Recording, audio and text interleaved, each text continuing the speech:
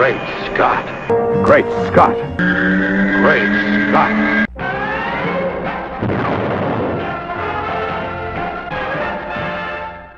Hello everyone and welcome to another episode of Great Scott. I'm Scotty V. Thanks for watching. So, to the 4 or 5 of you, up from 2, that watch on a regular basis, you've noticed that I'm doing less episodes. The reason for this is that I've been doing this for about almost 10 years now, weekly, with only a few skips in between for holidays and such. And I feel like I've said a lot of things that I needed to say about Superman, Supergirl, the various villains, the various incarnations, movies, TV shows, cartoons, and things that have happened over the years. However, there are things that come up that are new as we move forward in time. So every once in a while, every few weeks instead of every week, I'll do an episode here and there, just so you know where they're at. We'll still be featured on the Superman homepage.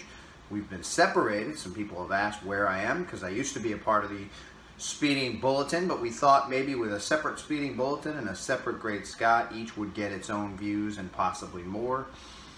But we'll see what happens. Tell your friends, tell your relatives, tell your newborn babies to watch the Speeding Bulletin. Check out Superman homepage. If you are checking out the Superman homepage, you'll notice that an announcement has been made regarding Supergirl, and apparently she will be in the monthly mix, even though we were told the original new Supergirl book was canceled. And in addition to her being part of the monthly mix, she will have new costumes, 4 to be precise. One of them looks very much like the regular Supergirl costume. If you check out the article at the homepage, you'll notice that all 4 of them are pictured there. And a couple of them have extreme variations. I personally like variations on suits. Batman fans like variations on suits. They never seem to have a problem when Batman has a new mecha suit, a new ninja suit, a new Joker-inspired suit, a new flying suit, a new disappearing suit that can appear in other alternate dimensions. No one ever has a problem with Batman having different things.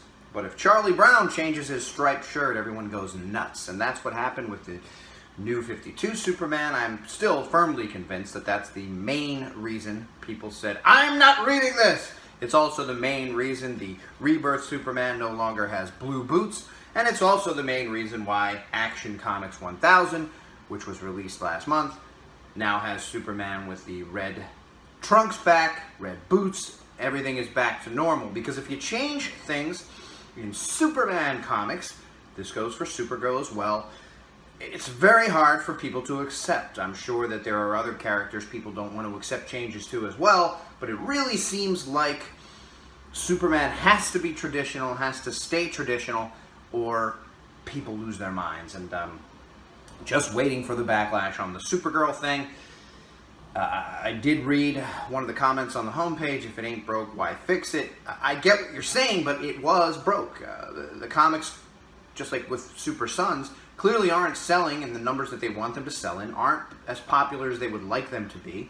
So they are trying in any way they can, just like with the whole New 52 fiasco, to get new readers to be excited about something that might look a little cooler than what they may have thought. Younger people have had an issue with Superman's trunks over the years, so they tried to remove them. Older fans didn't like it, and the truth is, older fans in general are still the ones who are buying comics. It's very difficult to get new kids into comics. I can't even get my girls to watch TV shows, and yet they'll sit on YouTube and watch hour after hour after hour of 3-minute videos about a guy making snarky comments about a video game. No stories, no characters, no plot. It's very difficult to get them to sit down to watch anything, which is why I'm weeks behind on Supergirl most of the time. I'm excited that she's still going to be in comic books on a monthly basis. I was disappointed that she apparently wasn't popular enough or successful enough in this new run to last, and when we were told it was being canceled. Anytime a super book is canceled, I worry for the character, I worry for the future of the character, but the truth is, I'm going to be long gone, I don't know, 4 or 8 years from now, most likely, with the way things are going.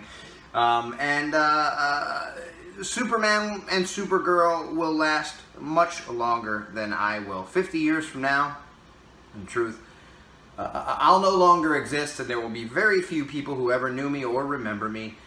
but Superman and Supergirl will still be there, no matter how many electric Supermen there are, no matter how many red Supergirl from Apocalypse there are, no matter how many dark versions, great versions, no matter how many Smallvilles, no matter how many CW Supergirl series, they will still be around, while I will not, and that goes for everybody else. These are characters that have lasted for 40, 50, 70, 80 years now with Superman.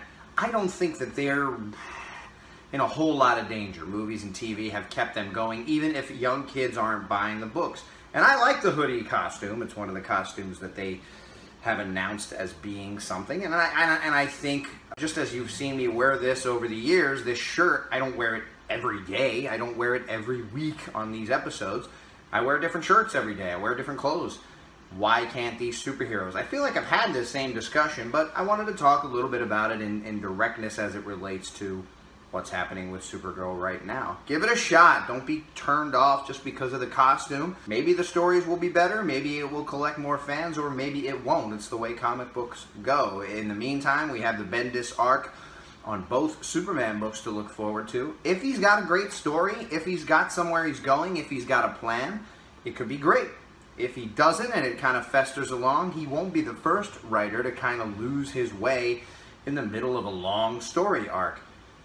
We remember that with Grounded, which I liked in general as a story, but it kind of just went on way too long and didn't really seem to have a point in each monthly episode. It just kind of festered. But we'll see what happens in the coming year. Thanks everybody for watching, and remember, always look up in the sky.